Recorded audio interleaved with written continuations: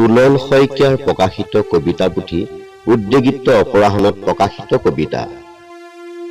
ভগৱান, মোৰ প্ৰশ্ন, ক'ত আছা ভগৱান, ক'ত পাম বিচাৰি তোমাক?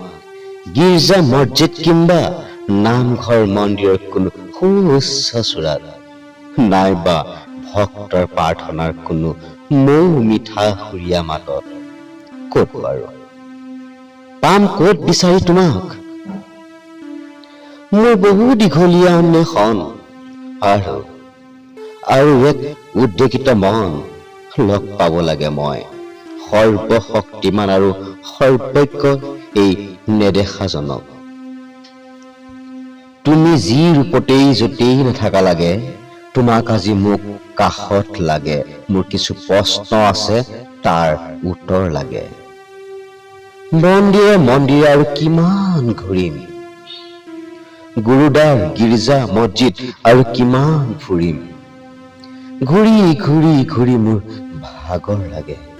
সেয়েহে ভাবো তোমাক বিচাৰি আৰু নাপামেই চাগে। সেয়েহে তোমাৰ অৱস্থিতিটো মোৰ মনত আজি সন্দেহ জাগে।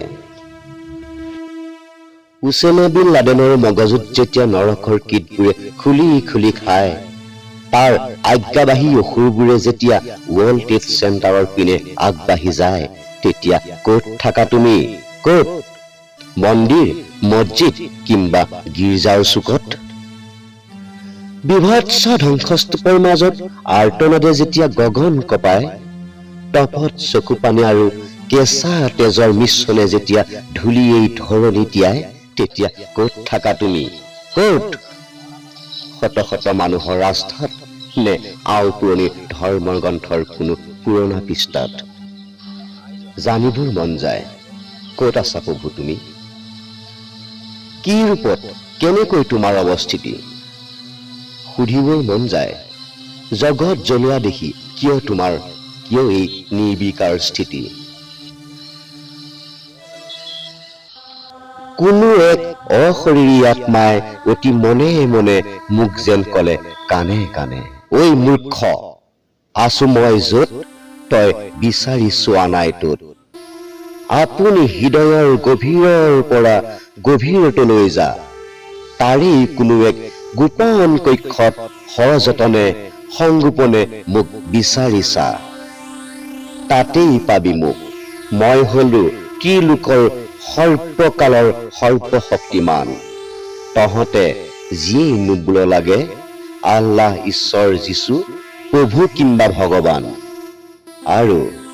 আৰু শুন, ঐ অবুধ অধম, কৰ্মই হল তোৰ ধৰ্ম জীৱন বোধেৰে, ভাবি চাবি তাৰ মৰ্ম। অন্যথা নাজানিলে সেই কথা নুবুজিবি, তোৰ এই ৰহনীয়া জীৱনৰো অৰ্থ।